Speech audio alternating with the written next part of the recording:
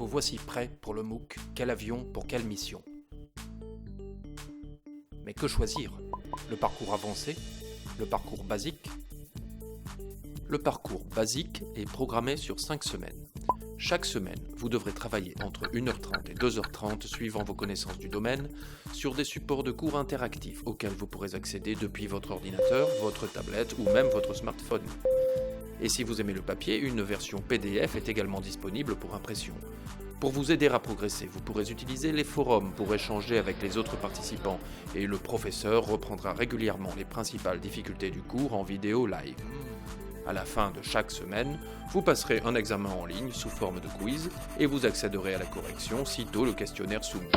Et à la fin des 5 semaines, si vous avez validé ces quiz et l'examen final, vous décrocherez l'attestation parcours basique.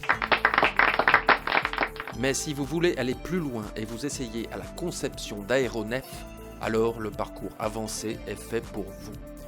En supplément du programme du parcours basique, vous aurez à réaliser des activités d'étude, de conception et de modélisation d'avions.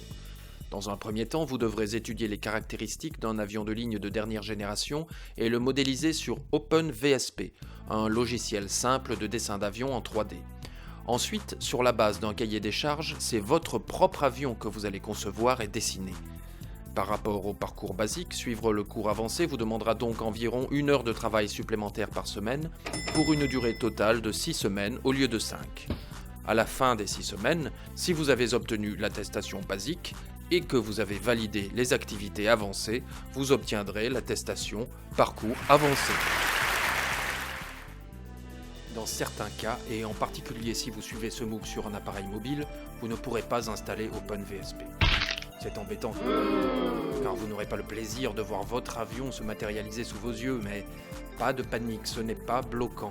Que vous ayez décidé de suivre le parcours basique ou le parcours avancé, vous pourrez tout à fait valider vos évaluations sans OpenVSP. En conclusion, basique ou avancé, pas la peine de se presser, vous choisirez quand vous voudrez.